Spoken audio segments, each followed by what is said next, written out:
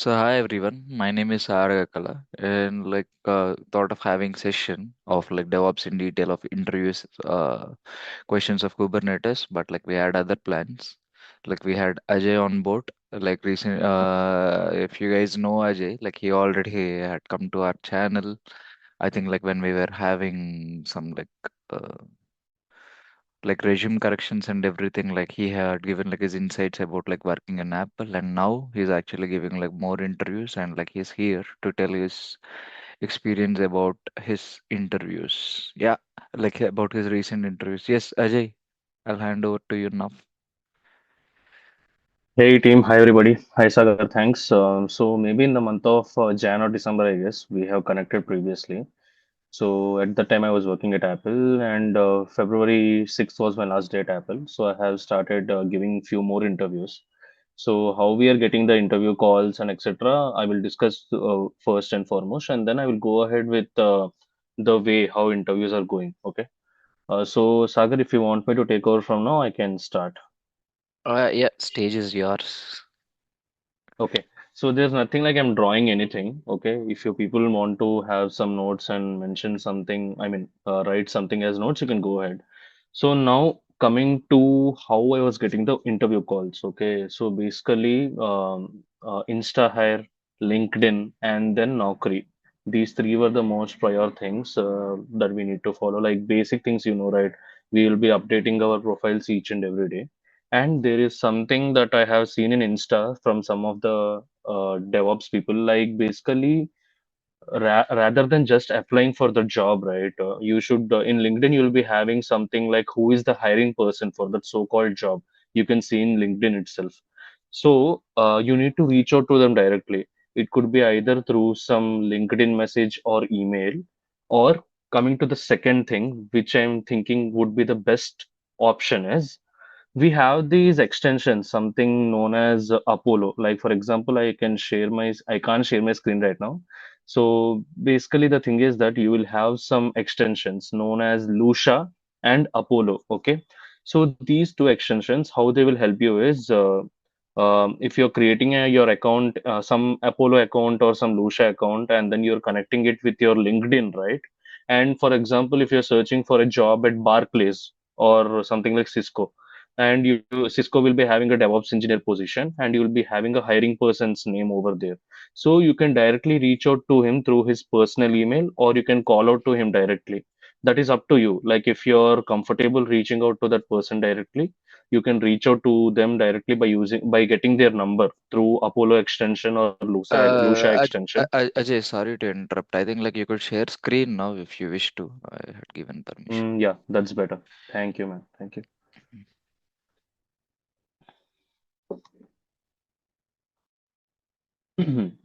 So here, this is my LinkedIn, okay? So for example, let's go to jobs and mm, yeah, okay, let's go to the system reliability engineer. Let's see if we find any hiring person's name. Okay. For example, we will see over here, we have something like Ramveer, okay? I want to reach out to him directly. Instead of pinging him on LinkedIn, I want to get his phone number or his personal email, or at least his Zoom email, as he's working in Zoom, right? I want to get his Zoom email. How will I find it? See, this is the Lucia extension. So we have something like Lucia. I have created it for myself. And this gives some little credits, like 20 to 30 credits. And it will take 5 credits for getting the phone numbers, and then maybe 1 or 2 credits for getting the Gmail. Now I'll go to show details, and it will give me complete info. See, it gives me his personal number. I mean, this is not encourageable, but yeah, if you speak in a good way, like I have got your number through Lucia or some third party consultancy, and I thought to reach out to you directly regarding a position in Zoom. Like we have some DevOps opening in Zoom, and I wanted you to refer as well as speak to your hiring manager directly. So then Ramveer will take the profile ahead and he'll be speaking with his manager directly. So now credits, how it worked is, for example, I have someone named as Amit Singh. Okay. Amit is the manager of Ramveer directly. So I have reached out to him as well. What he has said, can you please send me the updated CV to me? And I have sent him. He has denied, like, whatever experience is there, your experience is on the lower side. That's okay. But at least we are getting some feedback, right? So this is one form of reaching out to people for interviews. Like for example, from Zoom only, I have reached out to Jasmine, and they have taken up the process ahead. I have given many interviews for Zoom after reaching out to Jasmine directly on LinkedIn as well as her personal mobile number or work email ID. So this is how I was getting my interview calls. I have given interviews for JP Morgan, Kotak Bank, IDFC, HDFC, Zoom, Atlassian as well. So this is the way I have followed for because I have very less time. I didn't want myself to be free. I have exit from Apple on Feb 6th, and maybe in the month of April I'm joining some company, which I'll let you know later. But these 70 to 80 days, right? I have been continuously giving interviews. So now we have completed the first segment, like how we are getting the interview calls. Any doubts on this, team? Otherwise, I will go with the type of questions that they're asking. We can have a 1 minute gap for the next session. Yeah, for me, like it's clear. I just came to know about this Lucia extension. I didn't know that it Hmm. exists yet. Yeah, thanks, Ajay. I don't know if someone has anything. Okay. Now, what I will do is before going to the next round, there are few questions that I have created, like for IDFC, HDFC, and whatever they have asked. I will provide these questions to Sagar. I will not mention about them right now. It will be helpful for the team. So now, coming to the interviews, how they are going on. Basically, in market right now, since February first week, right, there are many SRE positions and DevOps positions equally. Like many number of layoffs are going on as well as they are picking up more opportunities as well. So I will differentiate between SRE and DevOps right now, as if even if you know, right. So coming to DevOps, right, before production, whatever the work is there, like any kind of CI/CD pipeline creation or any kind of infrastructure creation, Kubernetes pod creation, writing of Helm charts, all of these things before production, whatever is there, basically the people or the engineers who handle, we call them as DevOps engineers. Now who are SREs and why the market is asking for many SREs right now? So this is the time where many companies are going from basic model to AI model, like they're integrating with AI, and whatever the AI agents are there or whatever it is there, they are bringing them into production, and at this time they need many SRE engineers. So whatever the DevOps engineers have created, like CI/CD automation, infrastructure as code, all of these things, right? If there is any production level incident which has been occurred, so these SREs are the ones who will have access to each and every single line of code or single component of the complete project. Okay, so they are having the control over each and every segment of the complete project, and they are the only ones who are having the complete authority. So right now, as more companies are going towards production with their some kind of project, they are hiring many SREs. Now, coming to the next point, in DevOps, how the interviews were going well for me. So I will start with Kotak Mahindra Bank. Okay, so at the very beginning, they required someone with over 4 to 9 years of experience. And now I will be speaking about how the interview goes for a 4 to 9 year of experience person. Okay. Uh, First, they will ask you, they will directly see your resume. Keep this in mind. They will directly see your resume. They will be checking for few compatible things like whatever they want, like in your resume. For example, if you have infrastructure as code, and in their job description as well, if they require infrastructure as code, then they will directly start with those questions. For example, in Terraform, nearly 70 to 80 interviews I have given in this time frame of nearly 65 days to 75 days. What are the most common questions are? Um, for example, infrastructure as code, I have used Terraform and Pulumi. They will first directly ask, why Ajay, when the world is running behind Terraform, when the world is completely using Terraform, why have you used Pulumi? And what is the difference between Terraform and Pulumi? How I will answer this is maybe if anyone of you have used Pulumi, this could be a good answer for you. For example, if you're using Terraform, right, only DevOps engineers or Linux administrators or site reliability engineers can understand Terraform as it is in HashiCorp language.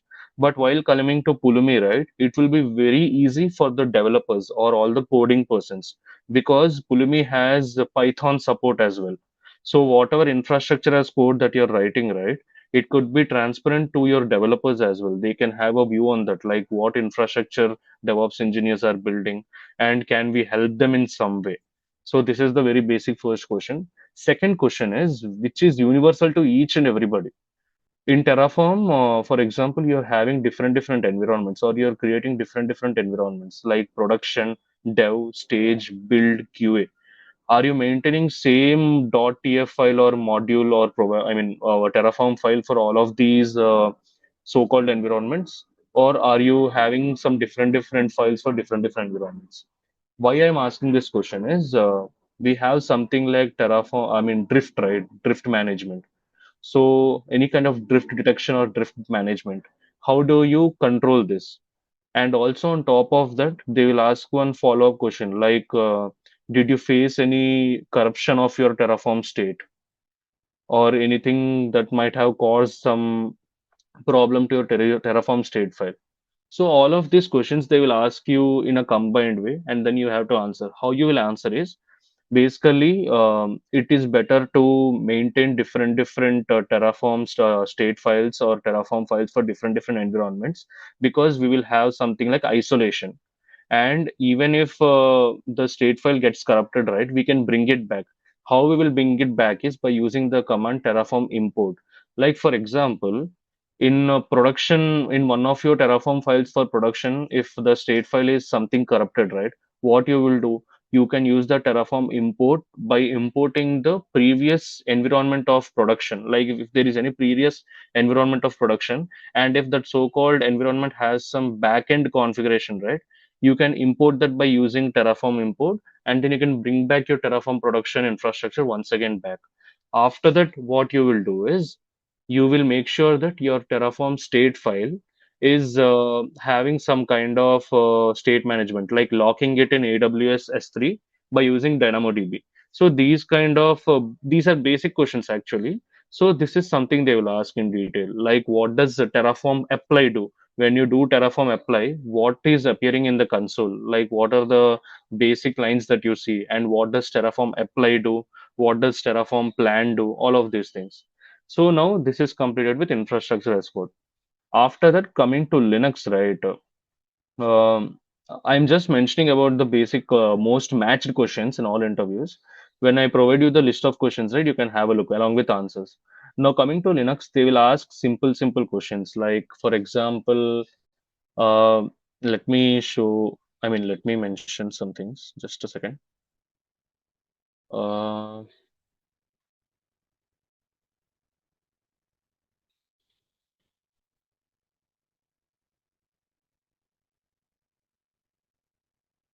okay. Before going to the Linux thing, right? Just let me have a look. Okay. Yeah, I got it. So they will ask you questions like I will share my screen.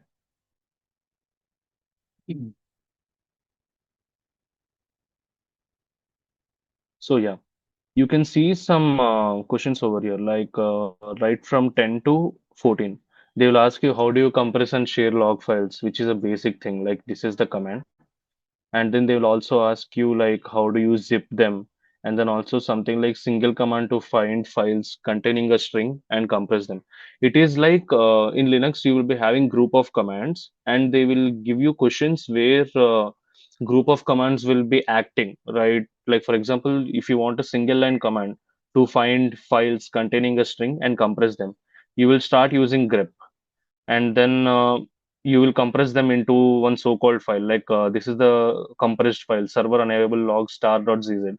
So in this way, they will in Linux they will start asking you some questions like this based on the commands, like how do you check the memory consumption, and then how do you identify a process that holds a deleted file. Okay. So these kind of questions you need to be ready for sure. And on top of that, if possible, you need to have a complete view of on booting of an environment. Like for example, if you're working as a DevOps engineer, and maybe in the weekends you need to change the kernel patch, like you need to update to the next version. How do you do that? Either you can write an Ansible playbook, or else you can do by running some commands locally, and it should have something like grubby bootloading and etc. And all of a sudden, when you answer this, right, the very next question that they will ask is, okay, Ajay, you have mentioned about bootloading or booting, right? So how does booting occur in a Linux system or Linux Linux VM or etc. They will ask each and everything. You need to give them the complete procedure, like how booting happens, what is a grubby bootloader, and does restart happen or not? Should restart happen for sure or not while bootloading is going on? All these kind of things. Okay. So in this way, we have completed some of the Linux questions. And now coming to a few other things, right? Any questions still here? I mean, I know I'm going a little bit speed, but if you have any questions, I can answer them. No, Ajay, nothing from my end. If someone has, you guys could go ahead, else like Ajay would proceed. Hmm. No, no. Yeah, yeah, Vivek, Yeah, go Vivek. ahead.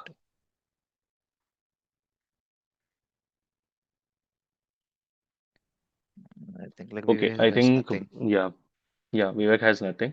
So now going next to,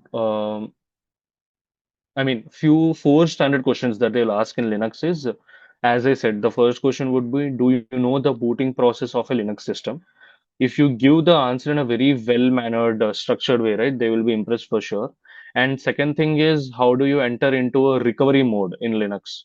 This is something else. And also, they will ask you something like, do you know about the repositories, which is a very basic question. Like we have something like yum repository and etc. Right? You will answer about that. And immediately they will ask a follow-up question or like that. I mean, they will ask a follow-up question like, have you ever heard of a repository, or else have you created some kind of repository by yourself? Okay. So these are some of the main important questions as well as repeated questions in each and every interview. Okay, now after this, the most important part, or one of the most important parts, like coming to Docker as well as CI/CD. Okay, in each and every interview, they will ask you first, like if you know, have you worked with Docker? Yes, you will say yes. And then, did you try writing in a Docker file from your side, like without any help, or do you handle the Docker file writing, or any of your seniors write it? Then you'll say, I have written my Docker files by myself, and yes, I know pretty well like how the Docker file is written. The very first question. For example, all of a sudden, your team or whatever the project that you're working on, one of your senior has mentioned, right, like whatever the base and image that you're using for Docker, right, it is taking up too much of memory, or it is of so much size, like something, for example, 1.5 GB to 2.6 GB. And they want you to use somewhat lower version of the, I mean, lower, not the version, sorry. They want to make sure you use some image which has very minimal resource consumption. So over here, what will you do? It's simple. We will go to like what is the answer is we will go to the Docker Hub repository or something. We will check manually like what is the image that is taking the least GB. For example, nowadays many of them are using Alpine image, Alpine base image. So okay, so Alpine takes up very less memory. So this is one of the answer. Now, okay, I have said that this is the answer, right? But how do you write it in a Docker file? That's when you will explain the complete Docker file, like from base Alpine image and then rest of the things like CMD entry point and then storage location, all of these things. Now, at in spot, he will say you to open your notepad and he will give you some, the interviewer will give you some random scenario like I want to install .NET in these containers. I want you to use the Microsoft image, and even in Microsoft site, you he will pick up the Alpine image link and he will provide it to you. And then right from to the entry point or CMD, you need to write a complete Docker file and you need to explain it. So please keep in this in mind. This will be the question which will be asked each and every of your interviews. Like you need to explain the complete Docker file, right? From what are the variables are there, right? From all of these things, you need to explain them. And at last on these, what would be the follow-up questions are like, have you used CMD and entry point in Docker files? If yes, what is the difference between them? This will something which will be asked for sure. Okay.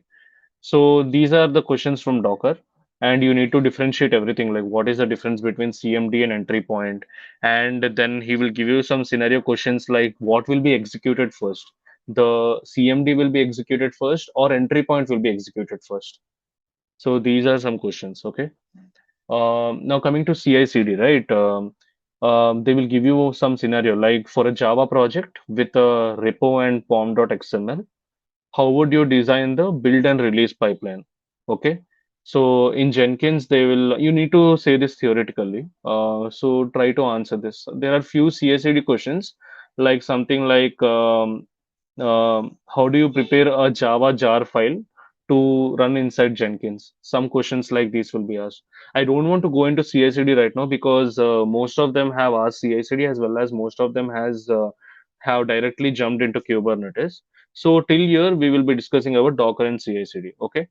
Now, let's jump into Kubernetes, which is very important. Okay. So, there are many questions in Kubernetes. I will just provide them. Maybe I will discuss about one or two most important ones. Okay. To start with some scenario questions, they will ask us, I mean, some basic questions. They will ask like, uh, can a pod speak with another pod? And if it is speaking, how a pod speaks with another pod? Like, what is pod to pod communication? How does service to service communication happen, and how which component is responsible for setting up all the network policies in Kubernetes, or how network flows in Kubernetes?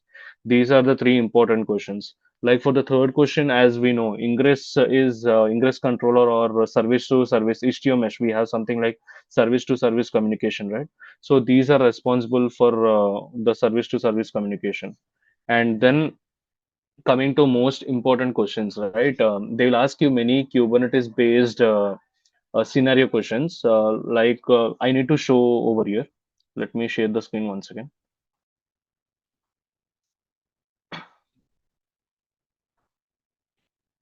So if you see, um, these are the complete questions which were asked on Kubernetes. Like how they will ask is, like for example, if you're having a service, I mean, if you're facing some error such as 503, how will we troubleshoot the complete Kubernetes pod? What are the areas or what kind of logs will you check? From your side, you can see that the service is working, maybe working fine as well as pod is working fine. Where could the problem exist? So these kind of questions, like step by step, they will ask, how will you troubleshoot? There might be many ways, like how will you troubleshoot? So while you're mentioning each and every way, in between they will stop you and they will drop another follow-up question. Like for example, the one of the DevOps engineer is saying the pods are working fine, but still you're getting 503 error. So what will you check over here? We will check the liveness and readiness probes basically. Like what is liveness, and immediately they'll ask what is liveness and readiness probe according to you.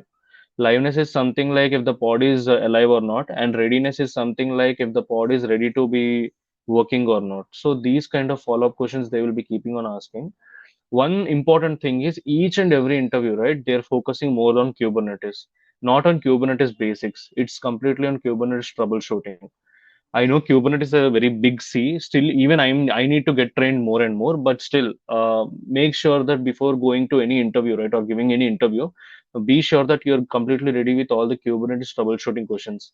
Something like 503 error, 404 error, and how do you troubleshoot these kind of things? And see, for example, over here, if you see these two questions, if you get a 404 from ingress, what would you do? If you get a 503 from ingress, what would you do? And on top of that, if backend endpoints and pods are running, but you still get a 503, what will you do? These kind of things. And also, they will ask something on container network interface. Like in your project, did you use any CNI? They call it as Calico, I guess, one of the CNI interface plugins. So they will ask you questions on these as well. So whatever questions I have been mentioned over here, right? These are the most frequent ones which have been asked in overall 60 to 65 interviews, round of interviews. So after this Kubernetes thing, right, I have understood one thing, like you need to function, I mean, you need to stress yourself more on the troubleshooting aspects, like how will you troubleshoot? And also coming to some senior level roles, right? Like if, for example, if Sagar and me, we might be some seniors, Sagar will directly ask me, like, Ajay, you have worked in Kubernetes for over 5 years. Can you please explain to me about your Kubernetes network I mean, architecture? All of a sudden I will be shocked, like I don't know the network architecture of Kubernetes, like how does Kubernetes work, and in my team how the network policies are written, or how the front end and back end are running inside Kubernetes, all of these kind of things. So be sure, like whatever project right now you're working on, whatever company you're working on, make sure that you know the complete architecture. Because if you're going to a senior level based interviews, right, they will directly ask you the complete architecture of your infrastructure, as well as network policies of your Kubernetes cluster. So these were something I wanted to mention more. Now coming to some other questions, like um, how I mean, at last, how will you end your interviews? So at last, how you'll be ending is you will directly ask them like, what are the important aspects that you require a person joining in your company? Okay, if you ask this question, right, they will feel that you're a little bit more interested towards their firm, like you want to join their team. If you're answering well and asking these questions, then that's good. But if you are being little bit low in your interview, then it's better to not ask. Okay. So these are some of the interview tips. I had very less time. That's why I had prepared this kind of deck. But for sure, I'll make sure that you'll get all the questions, like whatever they're asking. For example, for on AWS also, these are the some of the questions which were asked on AWS. Like they will directly ask you like, what are the services that you have worked on AWS, and based on that they will say you to draw some diagram, like how did you create your Terraform file, and what are the components, or I mean, what provider you have used AWS provider, what are the services that you have created by using Terraform. Then you have to write your Terraform file, and then you have to explain each and everything to them. So that's what I'm trying to say. Rather than being something like theoretical, giving DevOps interviews, right? It's like as if you know what you're presently working on, and then you need to explain that briefly. Like for example, in my previous firm, I have written some Terraform modules. I have created AWS EC2 instances by having all the subnets, like private subnet and public subnet. Private subnet will be running the backend, and public subnet will be running by a fun front end kind of things. All of these things you need to mention for sure. Okay. So this is something, Sagar, that I wanted to mention. If team has any questions, I am ready to answer. Yes. Thanks a lot, Ajay. I mean, like, are we done or? Yeah, from my side, I have done. Just one thing that I wanted to mention is I will be sharing you the list of questions. Like it's upon you. Like if you want to add anything and give it to the team, it will be very helpful, because these are nearly the most asked questions in all of the interviews. Yes. Okay. Yeah. Thanks, Ajay. I think like I got a lot of insights actually. I don't know like how much team got, but like Yeah, yeah, since I think like you could stop sharing so that like screen would be yeah, big. Yeah, yeah. like since like here I would say like in Europe the process of interviews were different compared to India. To be honest, like it helps the team more because like I'm in Uh, Europe. Yeah, here the interview process is simple because I'm adding up to Ajay what he said. Like based on Europe, it's simple. They only check your confidence, they only check your communication, and nothing more. Nothing like question and answer based. Yeah. Sagar, one thing I forgot to mention, like for example, if team like Hussein, Vivek, or whoever it is, if you're giving some interviews for this product based, right, the screening call itself is very important, because you will be having a screening call of 30 minutes. And in that itself, they will ask like what are the specifications or of tools that you have used. Like if you say I haven't used Kubernetes earlier, or I'm weak in Kubernetes, right? In the screening call itself, they will ask basic questions like what is a pod, what is a replica set, and how does pod to pod communication happens, all of these kind of things. In India, most of the interviews they have started having this screening call right now, because whatever interviews I have given, I had 25 to 30 minutes of screening calls. So be ready right from the start is what I'm trying to say. Uh, Ajay, bro, I do agree with your point. See, for past two companies, I to face the screening round, which is Microsoft as well as Deloitte. Yeah, but it Hmm. took only 10 to 15 minutes of time. That's it. Yes, yes, the timing depends, but that is most important. Yeah, Yeah, for Yeah, hi regarding the Ajay. interview process, I do have two questions. First of all, yeah. my question was, have you faced any system level design questions in your interview experience? See, until now we discussed only the DevOps related questions. So when we are S- finding the jobs in product based companies, they must and should ask some system design questions, right? Yeah, for example, for Atlassian, I have given this SRE round, okay, like we had nearly 3 to 4 rounds, and 2 rounds of system level design questions were only there. Something like before going deep into its system level design, right, they will give you one scenario and they will give you a drawing board, and then they will say you to design the system like where you'll be having the VPC peering, what subnets you'll be using, and public subnet will handle what? Will it handle the front end or back end? And then private subnet what it will handle. Again, your Kubernetes clusters, whatever are there, right? It will be on private subnet or public subnet. All of these you need to design and say. I have few questions regarding that as well, but I didn't want to discuss because only in some of the product firms they were asking about the system level design, not each and everybody.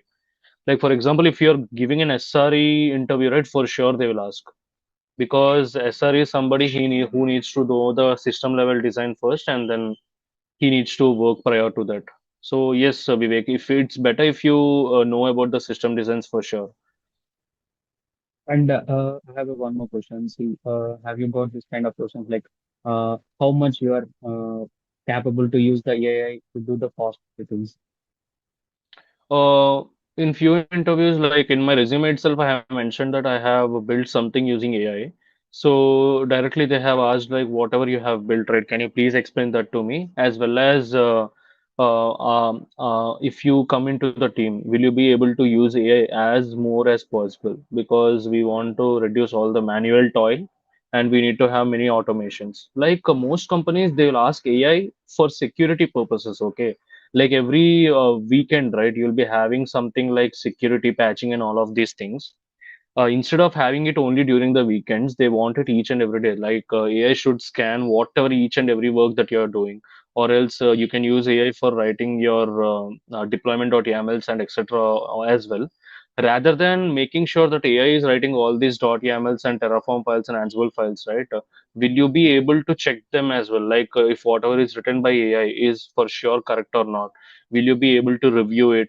And if you're using AI, in what areas have you used AI? And if you're getting into this project, what areas would you like to use? So these kind of questions, like you're having 20, I had something around 20 to 30 minutes of discussion only on AI. So it's better to add some AI automation, like if you have created some agent or something which is useful for some automated work, it's better to mention it in your resume. It will add some weightage. Yeah. Thank you, bro. Yeah, thanks Vivek, thanks Ajay. Like, do anyone else have any questions? Hussein, Vishnu, Priya? Yeah, yeah, yeah. Okay. Hi, Arjun, right? Yeah, Ajay, Ajay, Ajay. Yeah, Ajay. Ajay. Sorry, sorry.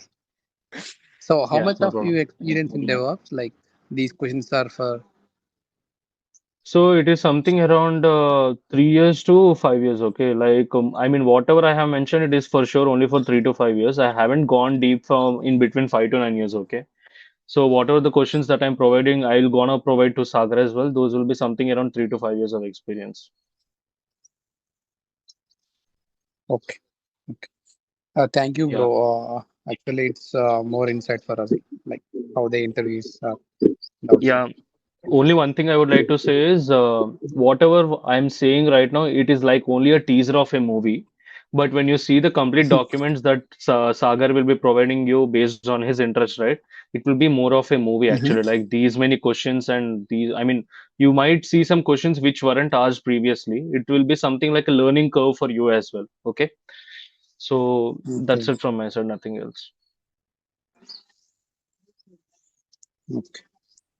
Yeah, thanks Ajay. So, Hi, in Ajay. 30 minutes of interview, they cover all this. Sorry, Vishnu. Hussein. Yeah, hi, Ajay. Yeah. Oh, So, yes. Continue. I will talk after. 1 second, like Hussein asked if it in 30 minutes, like will they ask all the yeah, questions or no? yeah, yeah. It's not. They cover all these questions, or No, no, no. See, basically, even if you're at 4 years experience, right, when you're going for an into for a new company, like something like product companies or semi-product, right, they will conduct in form of Mhm. rounds. Like you'll be having some in India. I don't know in Europe. Sagar should mention, but in India, for sure, you'll be having something around 3 to 4 technical rounds, one screening call, Mhm. and one managerial discussion. So in total, it will be something around 5 to 6 rounds. And in these 5 to 6 rounds, right, minimum at least 2 rounds they will focus on Kubernetes for sure. One round they will focus on your basic skills like Linux, and then if they need coding, they will have one round of Python coding, Python or Bash scripting, and then another one round of Terraform, CI/CD, and Ansible. So you need to break it into 5 to 6 parts. All of the questions they won't ask in a single interview. Even if they want to ask in a single interview, right, they will mostly stress on Terraform and Kubernetes for sure. Okay. If they're having only something around 1.5 hour or 1 hour of interview, Kubernetes and Terraform, they will stress little bit more. Okay. Yeah, that's it. Okay. Yes, thanks, Susan. Vishnu, you could go on with your question because like we're having like just only 3 minutes left for this meeting. Vishnu, if you could like hurry up. Yeah. Thanks for both of you. Ajay, have you any raises a question for disaster recovery for databases or anything EC2s and Jenkins? This Correct. kind of question have Yeah. you received in any your Yes, interviews? yes. Three questions I remember. I mean, in my resume itself, I have mentioned something like multi-region active-active. Okay, like your database should have something like active-active setup. For example, I'll take just 1 minute. Okay, for the answer for this is you'll be in between the requester, the ones who is requesting for some information, right, to the database. In between the database and Vishnu, we'll be deploying something like GSLB, Global Load Balancer. Okay, so global routing load balancer, what it will do is whatever the DB that you're using, you should make sure that it is deployed in both US West and US East. First, it will go to US East for some request, and if US East is not working, it will go to US West, and then it will connect to the database, and then it will get the information back.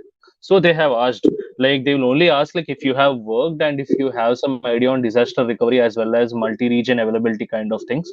And if you're able to explain this, they are happy. It's not like they will say you to design and how you will design and each and everything. They will just ask you if you know the so-called how to work on it or not, and you need to answer it. That's it. Yeah, okay, Ajay, thank you. So the terminology that they'll ask is, Ajay, do you know about active-active setup of databases or active-active setup of your application?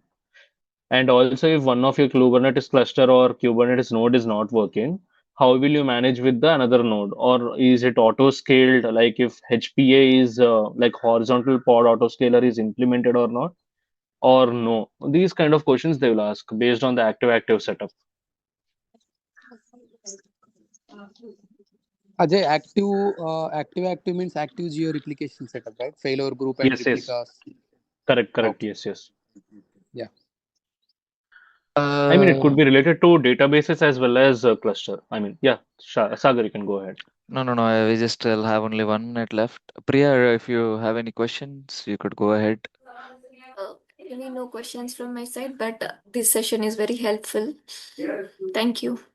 Yes. Guys, if you could turn your cameras on, I'll just take a screenshot and like we could leave it for the day. Hussein, Vishnu, I think Priya, we it's had Vijay, Vivek and Vishnu in Vijay our talk last first. meeting, right? yeah, yeah, yeah. They were there, I think. Yeah. Any symbol of peace. Yeah, one more thing. I might visit India soon. I don't know. I will tell you guys. Like we could have a meet again.